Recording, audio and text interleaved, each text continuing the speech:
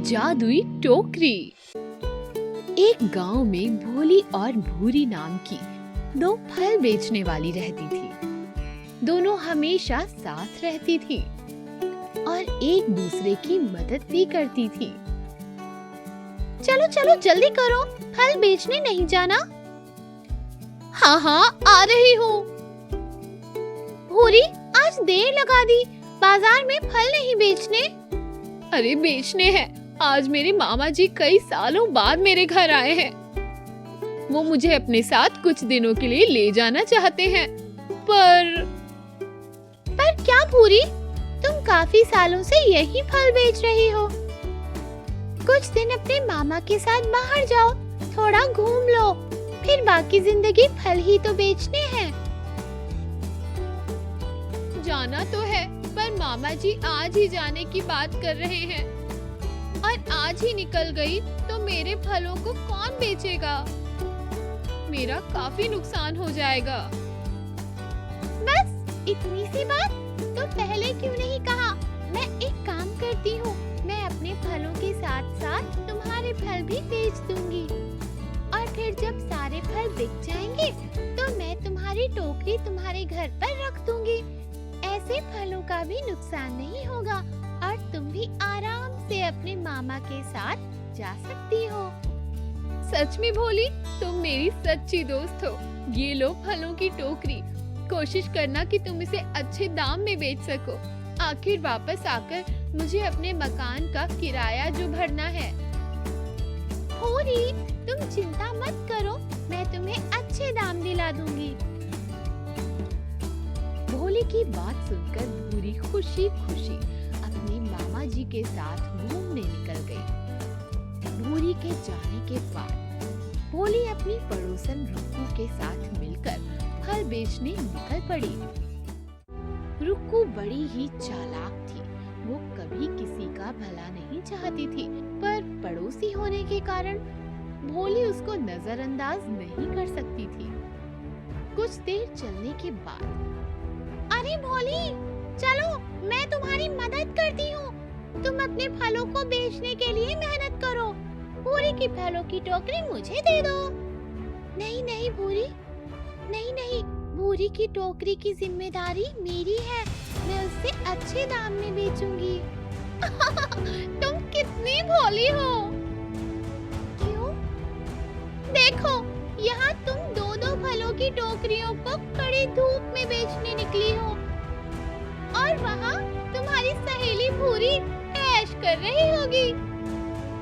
ऐसा मत कहो रुको, भूरी बहुत गरीब है। आज सालों बाद उसके मामा जी उसे घुमाने ले गए हैं। भोली, तुम सच में बेवकूफ हो। चलो एक काम करो, ये टोकरी मुझे दे दो। मैं ये सारे फल रईस जमींदार को बेच आती हूँ और जो भी पैसे मिलेंगे वो आधे आधे बांट लेंगे। रुक्कू की बात सुनकर भोली के मन में लालच भर गया और उसने भूरी के फलों से भरी टोकरी रुक्कू को दे दी। सही कह रही हो तुम भोली। रुक्कू की बात सुनकर भोली ने उसे भूरी के फलों की टोकरी दे दी। कुछ देर बाद रुक्कू खाली टोकरी हाथ में लिए वापस लौटी। रुक्कू, तुमने सच में सारे फल जमींदार को बेच दिए? हाँ। फिर तो तुम्हें काफी पैसे मिले होंगे। हाँ, आखिर जमींदार ने जो खरीदे हैं। तो अब लाओ मेरा हिस्सा। कौन सा हिस्सा? रुक्कू, ये टोकरी भूरी की है। मैंने तुम्हें फल बेचने के लिए दी थी। ना फल तुम्हारे और ना टोकरी, अब ये सब मेरा है।